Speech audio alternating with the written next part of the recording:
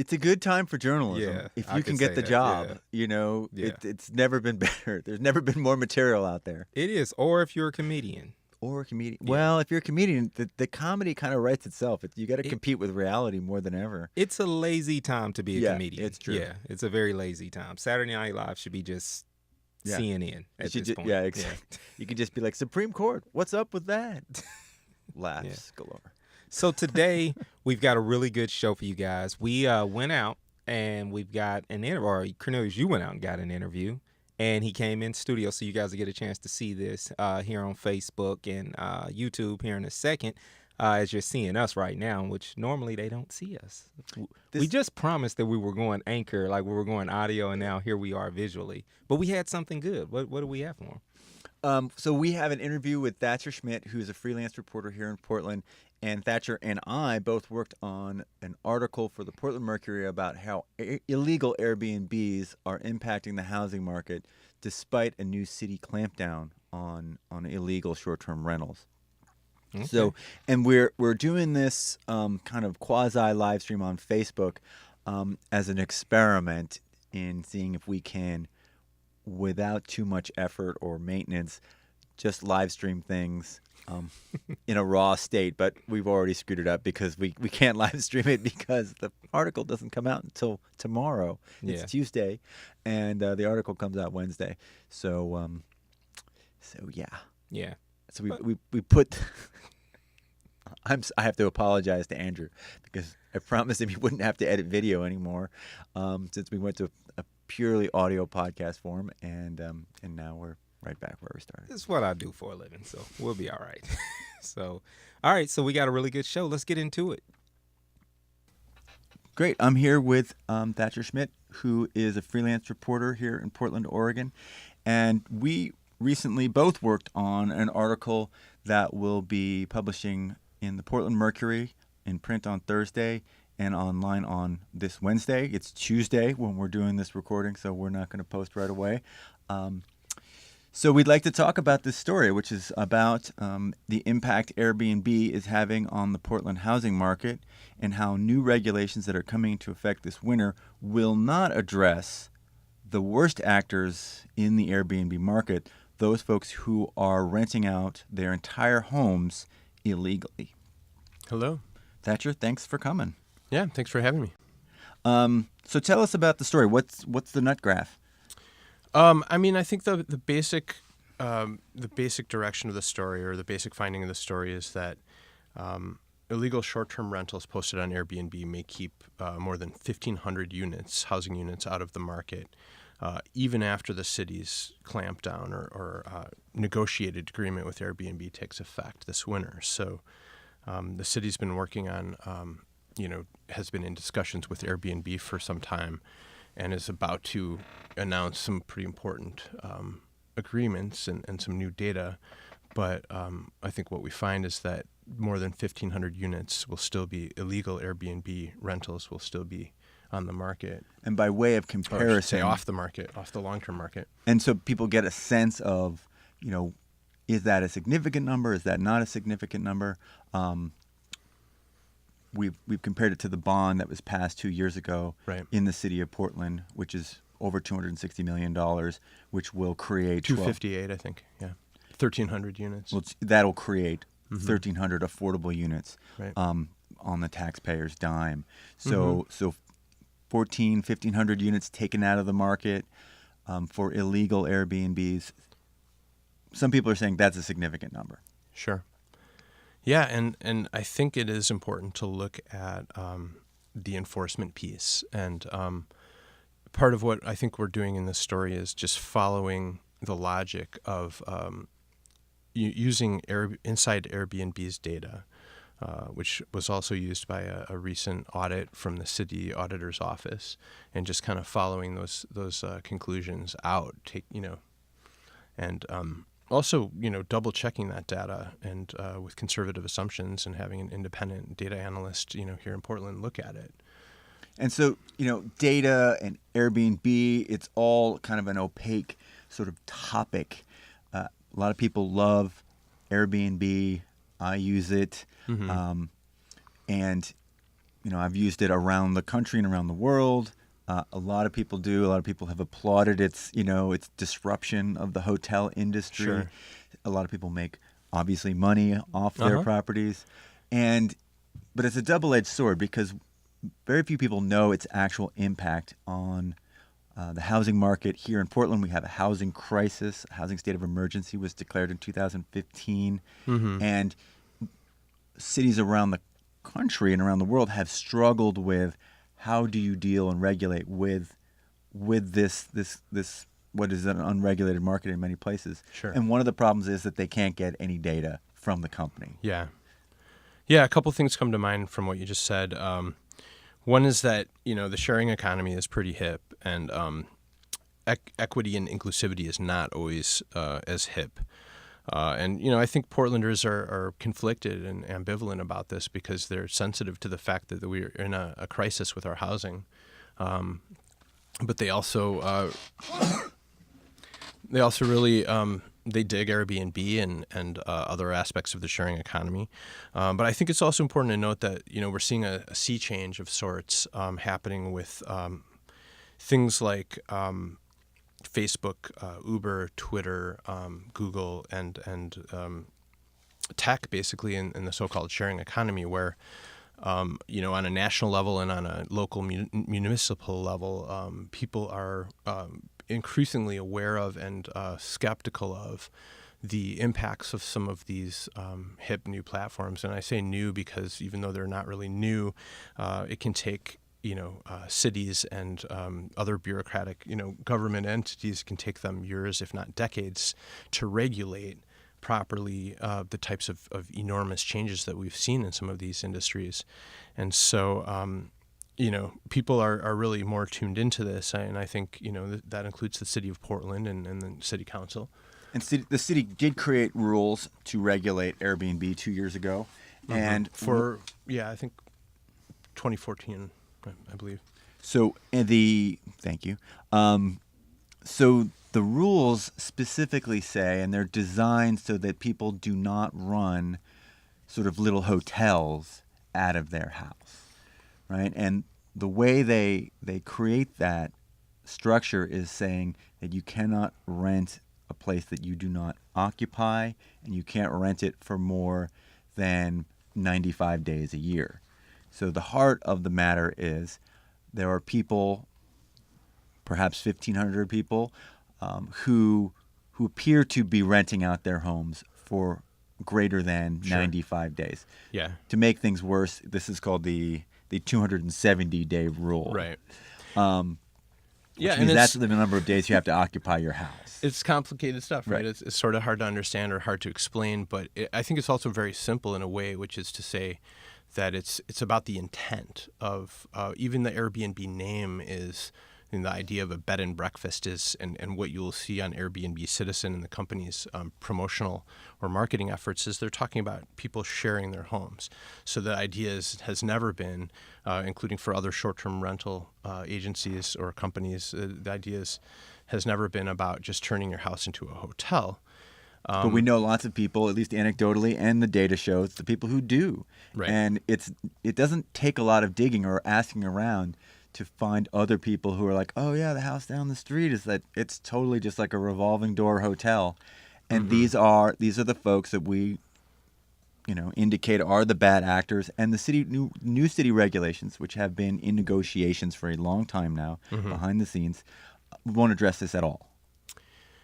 They will be getting a number of new data points, but they will not be getting transactional or tenancy data that will be, in my understanding is, from talking to multiple city officials, that will give them sufficient ability to enforce the 270-day rule. This agreement will allow them to increase enforcement of, and it will certainly be a positive thing. And and Mayor Wheeler and others at City Council talk about the rolling out of a new rental registration system, which is also a good thing. There's going to be a much better, I think, inventory of the long-term rental market. But there's no reason to believe in Portland that the city will be able to crack down or enforce these bad actors who are not doing multiple listings. They may not have multiple homes that they're renting out as short-term rentals, but they may have one home that is on the market or is being rented in a short-term rental, illegal Airbnb capacity of more than 270 days per year. And it's also important to point out that we're using inside Airbnb's data, which was web scraped, and then we're taking a conservative number from that. And we have to do that because the company, Airbnb itself, has not shared data in the past, either with the city or with the public. It's been very proprietary with its data, presumably to protect the privacy of its hosts, but this kind of opaqueness is also shielding bad actors and illegal Airbnbs. So it's not just inside Airbnb data that we use, however, though. We're also using data from 538 and from AirDNA. AirDNA, yes. That's what we're afraid of. It's the mom's basement effect, where our lighting goes out for no reason. Mom, we're still down here. So tell us a little bit about the numbers we used. Okay, well, the numbers we use are that, looking at homes that have, more than the numbers of days that would be violating the law, we're looking at 1,769 houses in violation. And then from that, once we remove multiples who are also in violation, because we expect that the city's negotiated agreement with Airbnb will allow them to crack down on multiples because they'll have information about the hosts. We'll still have 1,573 houses in violation, and that's an estimate, but it's a significant number. We met through a common friend who's also a journalist, Mike Anderson, who's been doing some work for Sightline, and he, in a recent piece, referred to something called naturally occurring affordable housing. And I think in the sense of, like, these are houses that have been around and have been rented for many years in some cases, and we don't really know how many of those houses, those say it's 1,573, we don't know how many of those would be long-term rentals if they weren't being short-term rentals for a fact. But it's safe to say that many of them would be naturally occurring affordable housing. And so, for me, it makes me think of the flap houses and boarding houses of the Great Depression era, and some of the ways that people used to be able to live in housing, and rent for a reasonable price that are no longer available to them here in Portland, with skyrocketing rents. Yeah, people would most likely, or at least some of those folks who are now running illegal hotels, would put their buildings or properties back into the rental market. They would make less money than they could by renting their house for, $200 a day or something. But it would become legal housing back in the market. You'd have roommates, basically, which in a housing crisis is, it's a reality that anything that restores housing units is a good thing. We are based on that assumption. Now, Inside Airbnb is a site run by Australian activist Murray Cox, and 538 is a website. It's a well-established data-driven journalism website. But Cox is controversial. Airbnb said the data is not reliable. It's not accurate. Airbnb implies that Cox is working in tandem with the hotel industry, their arch rivals. Right. But tell us a little bit about how that Inside Airbnb site determines its data. Well, it's web scrape data, so it's based on what the bots that crawl the website on a regular basis are able to get from the data points that are already on the website. And we did reach out to Airbnb after a Think Out Loud interview in which an Airbnb spokesperson basically insinuated that Inside Airbnb was working in tandem with the hotel industry. We asked them to back that up, and they declined to give us any more information about that. We also reached out to Murray Cox, and he said that's unfortunate that they would say that, and then he said that that's a lie. He said his website is... Hold on, folks. For those of you who are watching the on live stream, We are unlive streaming this on Facebook, by the way. So recording it, and we'll post it later. Yeah, it's hopefully eventually we'll be able to do more live stream interviews, the kind of the raw, uncut interviews. But because the story comes out tomorrow, we can't post this live because we would be scooping ourselves. So this, it's a controversial source of information, but we did use multiple sources of information to create an approximate number. But Inside Airbnb itself was credible enough for a city auditor's report to come out based on this information. Sure. Can you tell us about what the city auditor report was and what its findings were? So the city auditor's report looked at and found that 22%. It looked at the Inside Airbnb data and found that 22% of the required permits were held.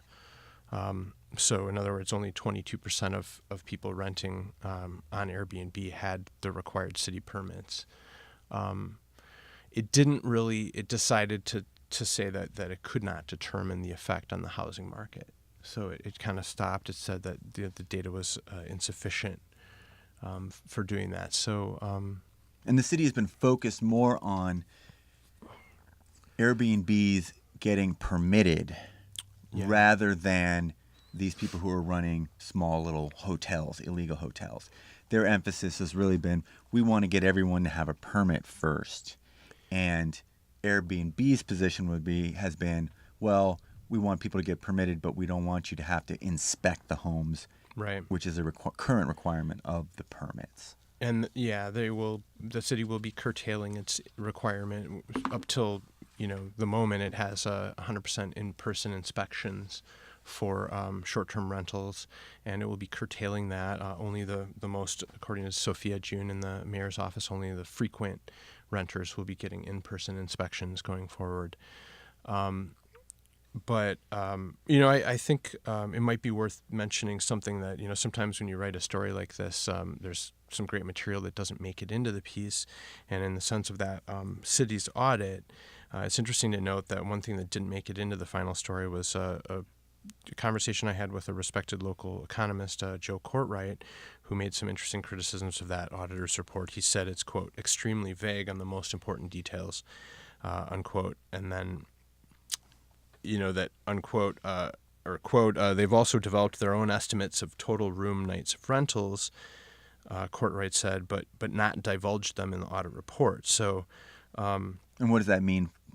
Well, basically, that's what I was talking about, that they just decided that because of this data being not 100%, these are data estimates. This is web scrape data, so it's not coming directly from the company or from, something that the city considers to be 100% reliable. They didn't want to follow that through, is my understanding. But I should point out that the city auditor's office was also very helpful in responding to our public records requests. They gave us some great data on Airbnb's lobbying activity, and also some, of the emails and texts that. And then I had a conversation with a city official in which they shared that their conversations with an Airbnb lobbyist confirmed that 1,300 units of housing were being taken out of the housing market due to illegal Airbnbs. So that they understand that. Yeah, they understand that. They haven't. They don't dispute it privately, regardless of that's if it's coming from their data or whether it's coming from Airbnb inside Airbnb. We don't know, but they certainly acknowledge roughly that number of units are being taken out. So. Well, and we point out in the story, that, and I think we leave it to the reader, and we can leave it to the viewer or the listener in this case, but it's, the data, the lobbying data shows that Airbnb is in the top 2 or 3, both for the last fiscal year and the last 4 fiscal years. After, I think for the last 4 fiscal years, it was behind only Lyft and Uber in its lobbying activities, and and that includes emails and phone and in-person conversations and texts with 30 different city officials in all 5 commissioners' offices. So there's significant relationships there. But I think it's also important to say that the city has a lot of city elected officials and staff have been good custodians of the public interest in a lot of ways, and including making strong efforts to build new affordable housing and leveraging some new taxes and fees, including on Airbnb. And as Airbnb's as their public information officer or spokesperson pointed out, they've paid over $14 million in taxes here in Portland. And also, they pointed to the beneficial effect that they feel they've had on the Portland economy. And obviously, as any Portlander knows, tourism is definitely booming here. So you're from Milwaukee, Mm-hmm. and why did you come to Portland? What brought you to Portland? My brother's in a journalism job, actually, working for the Daily News in Longview. And I've been a social worker and musician as well. I've been currently I do half-time freelancing and half-time social services. In the journalism, I've been writing quite a bit about people experiencing poverty and housing, tech and music and stuff like that for the Guardian, the LA Times, Willamette Week, and the Mercury. I think Portland's got a lot of great media and a lot of great websites and people. It's a great city. It's a very literary, smart city, and it's fun to be a part of it here. What attracts you to reporting on those issues?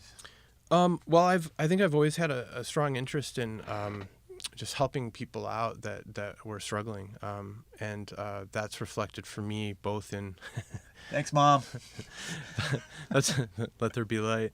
That's reflected for me in the actual hands-on work of walking as an ally to people that are struggling.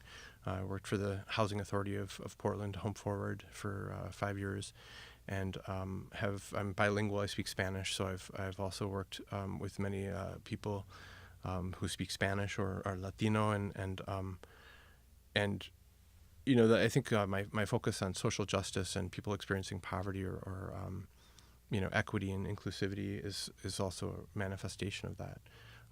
So obviously I'm not getting paid a lot of money, but I get to write stories like this, and I think that it's a public service, and I think that that we need to continue to scrutinize and look closely at what's going on, and it's like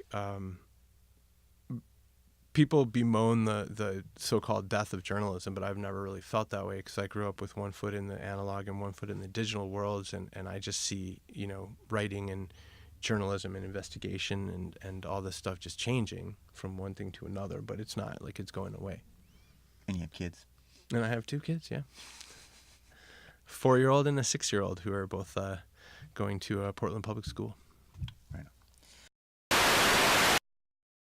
We met at the Kennedy School's Priced Out screening. Oh, that's right. That's right. Through Mike Anderson, and this was your idea. This story originally, I believe. The story was came to me, and we originally had talked about doing something about the Oregon legislature, because there's a lot of kind of reporting in Priced Out that could use follow up and more in depth. Mm-hmm. Sometimes there's a statistic there, say like on the number of landlords, percentage of landlords in the Oregon legislature, mm-hmm. that could be storyfied, so to speak. You could wrap a story around the data. Mm-hmm.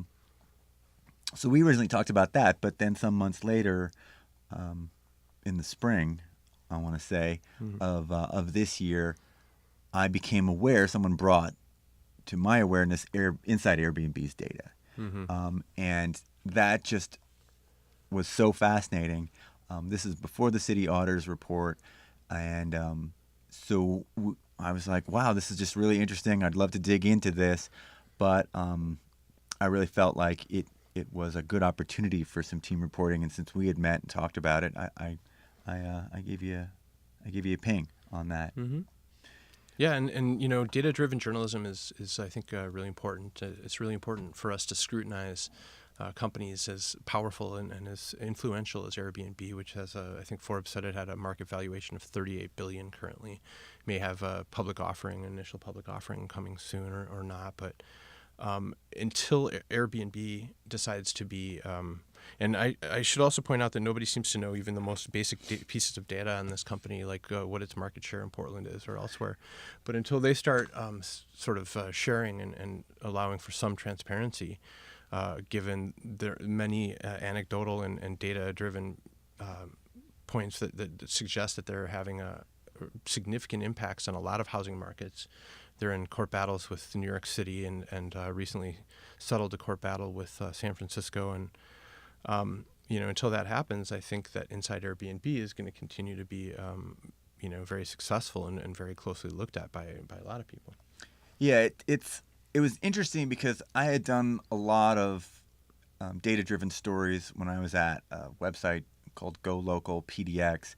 Some of them I was the editor on, some of them I did myself. Mm-hmm. And this just had the makings of a classic data-driven story in which, the number is the story. From the number, 1,500 illegal units that will not be addressed by new city regulations and clampdown. That's we just have to then kind of tease it out, vet, ground truth, gather quotes, but the problem is that the numbers were coming from this source that was so controversial, and so it was an interesting exploration to see how many cities are using this mm-hmm. website's data. Sure. And then when we were late in the story, wrapping it up pretty much, the city auditor report came out, mm-hmm. and we're like, oh well, we're good. Yeah, it came out, but it didn't really follow the data to its logical conclusions, and it didn't really assess the impact on the housing market. And I think it'd be worth mentioning that Amanda Waldrop did a story for Street Roots recently, like looking at the Airbnb impact in other cities and among other things, and we've seen, like I said, that as we've seen Congress look more closely at and scrutinize Facebook and Twitter and Google's practices, we're also seeing, I think, municipal governments are really kind of more skeptical of Airbnb and other short-term rental companies' impact on the market. But whether they're willing to do what's necessary, whether they have that political courage that's necessary to actually take the steps and in some cases be willing to lock horns with companies like this and to enforce these rules is another question. Yeah, and the question of enforcement is an important one in that the city says it's impossible, quote unquote, impossible to enforce these rules. And what they say is in order to find out if someone's running an illegal hotel, they would have to set up a sting or fake accounts, and they would have to have someone who was basically doing this all the time. Mm-hmm. And so how credible does that claim seem without all the well, yeah, I don't know that the city said that they can't do this, but they've made it clear that both Marshall Runkle and Sophia June suggested that it might be possible to enforce the 270-day rule, but they were unable to really identify how that would happen, whether it would be using tax data that the city has or, the rental registration system. We did have a conversation with Mike Liefeld, the top, housing inspector at the city, who is a very helpful source, Okay, so let me ask you a question again. Mm-hmm. So the city has claimed that it is extremely difficult to enforce these rules. It's essentially a complaint-driven system currently. And what we've been told on occasions is that they would have to set up stings. What else have they told you about the challenges around these enforcements and why they haven't mm-hmm. been enforcing this rule? So, it's almost like there's this legacy housing system, and then this, in the last decade or so, this entirely new parallel market, which is totally based online, has evolved. I talked to Patrick Barry, who does an apartment appraisal kind of market rental report here in Portland, and he described it as a shadow market, similar to, adult children that rent from their parents in the basement or something like that. And when I talked to Mike Liefeld, the supervisor of the enforcement team at the Bureau of Development Services, he just said that this 270-day rule is, quote, extremely difficult to enforce, and everything is set up where the burden of proof is on the city. They don't do stings. They were using guest reviews, I think, on the Airbnb website to do enforcement. So clearly the city is going to have a lot more information after this agreement with Airbnb is finalized, which a couple of city officials said would happen by the end of this year. However, and the whole point of our story is, I think every indication is that it still won't be able to enforce this 270-day rule. Now, we also bring up that to staff a full-time position at the city that would theoretically, for example, just enforce the 270-day rule would cost roughly $70,000. When you factor in benefits, pay, we're just, Right. And yet we are also the taxpayers shelling out over $200 million to create roughly the same amount of affordable housing units. The metro area voters are considering over $600 million to be spent on affordable housing for the region. $70,000 for enforcement seems pretty small. Yeah. And I think, this is a good point to point out that in conversations with Portland Tenants United and the Oregon Community Alliance of Tenants, and people that are working hard at those organizations to support tenant rights and just cause, and just really helping some of the vulnerable renters in the city of Portland who have been pushed to the fringes of the city. The 2017 State of Housing report by the Portland Housing Bureau, for me personally, was shocking, even with 5-6 years of a constant barrage of negative news about people trying to rent and pay for rentals here it was shocking to see some of the groups that are just almost completely pushed out of the housing market now in Portland. There's almost no neighborhood in which a number of key groups like a single mom, or African Americans or Latinos are some of the ones that they point to in that report. There are very few to no neighborhoods in which those categories of people are theoretically able to rent affordably in Portland now. And so, I think in talking to CAT and PTU, you really get a sense of that. And, we interviewed someone that, Jude Boatman, who was pushed out of a long-term rental by a landlord who text messaged her and said, yeah, I'm turning it into an Airbnb. And, I don't suspect for a minute that that's the only case that's happened. Yeah, and if you can turn a rental that's renting for $1,400 a month into something that's renting for $100 a day, and you can get away with it, there's no sense of being consequenced, that you are in no threat of harm, then why wouldn't you? I mean, that's the market, right? So that's where we are. For us here in Portland, we think that 1,500 units is a significant number.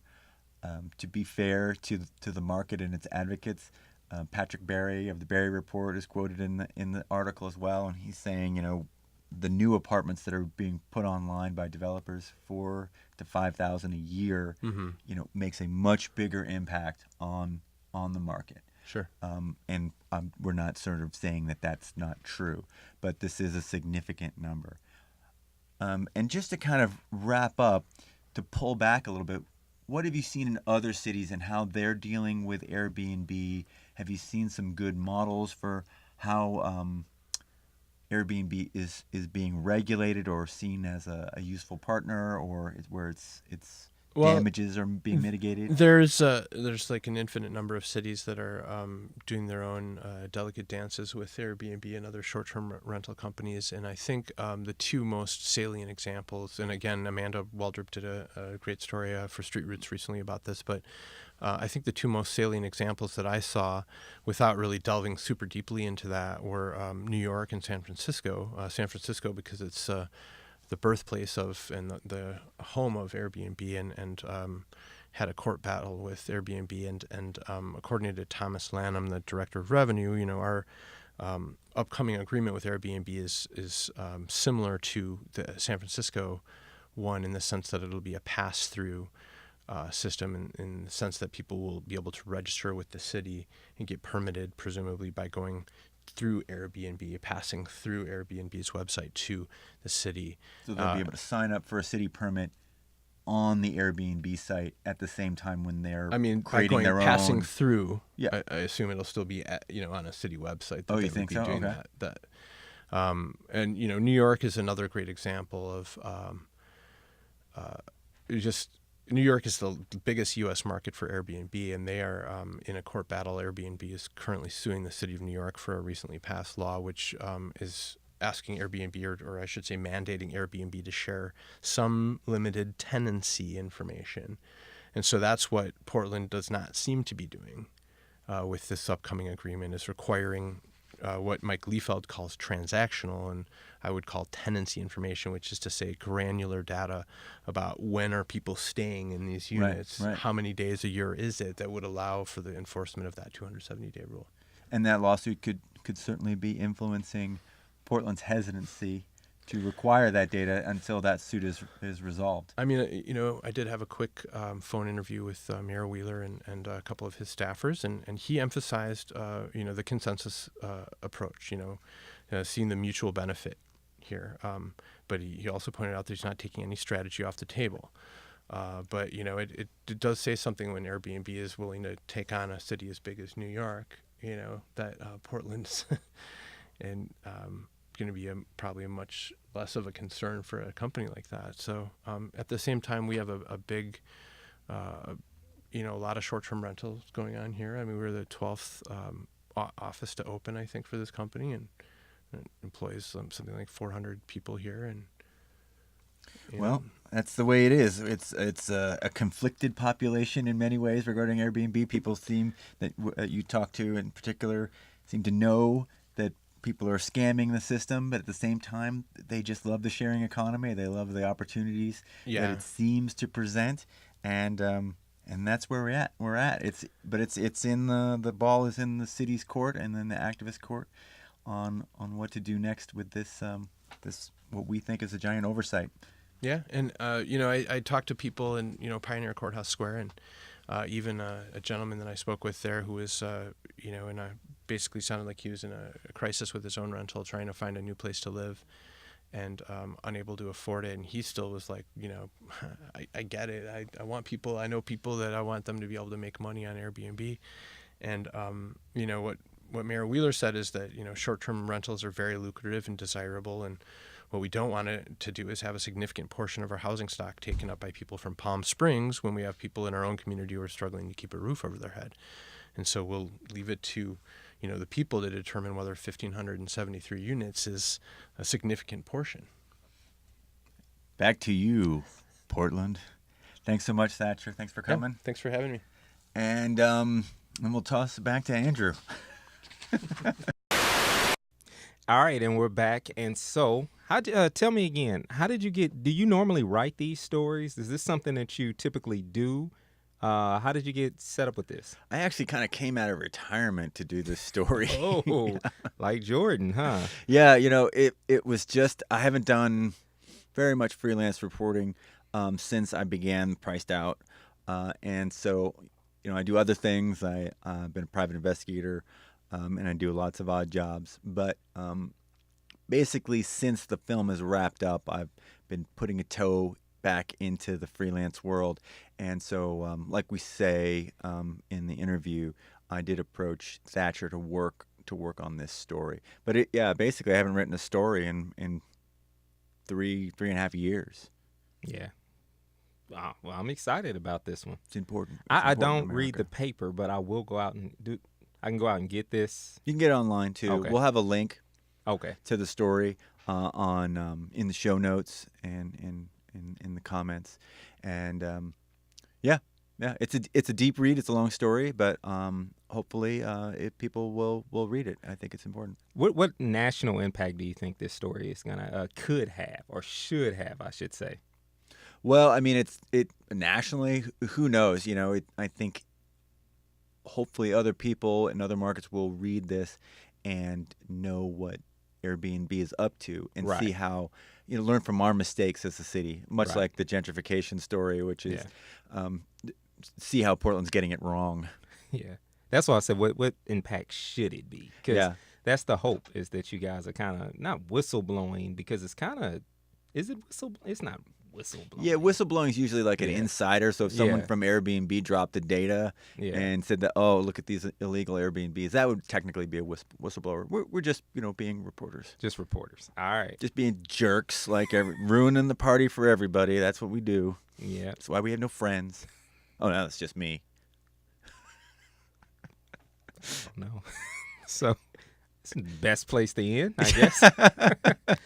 So this is a special. This is a special edition. So we will see you guys for another Priced Out in a few weeks here. Yeah. So we still have Fred coming. We just want to give you this first, okay? And please continue to follow us or start following us on Facebook, on YouTube. We'll still be putting things out there, but most importantly, wherever you get your podcasts. We're now on 9 different formats. So Yes. pretty good. Yes. All right. You will hear from us again.